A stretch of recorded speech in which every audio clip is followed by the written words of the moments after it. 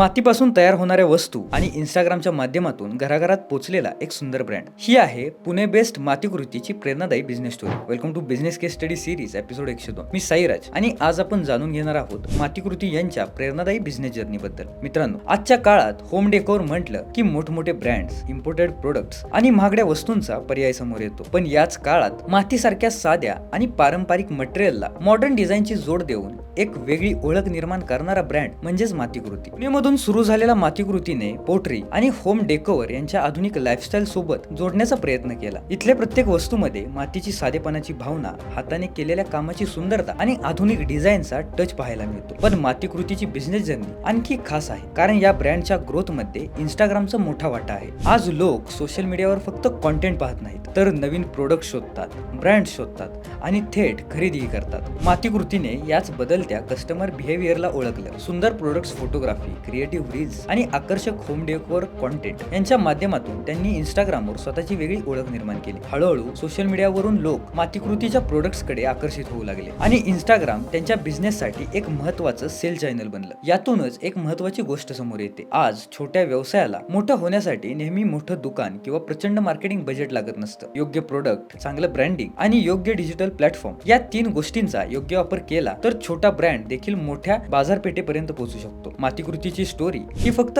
Pottery किंवा home डेकोरची story नाही, तर ट्रॅडिशनल क्राफ्टला मॉडर्न डिजिटल वर्ल्ड सोबत जोडण्याची स्टोरी आहे. मित्रांनो, आजच्या काळात तुमचं दुकान एका ठिकाणी असू शकतं, पण योग्य डिजिटल प्रेझेन्स असेल तर तुमची बाजारपेठ संपूर्ण जग असू शकतं. आणि मातीकृतीने इंस्टाग्रामच्या माध्यमातून ही गोष्ट प्रत्यक्षात दाखवून दिली आहे. तर तुम्हाला ही स्टोरी कशी वाटली आम्हाला कॉमेंटमध्ये सांगा आणि बिझनेसवाला फॉलो आणि सबस्क्राईब करायला विसरू नका. धन्यवाद.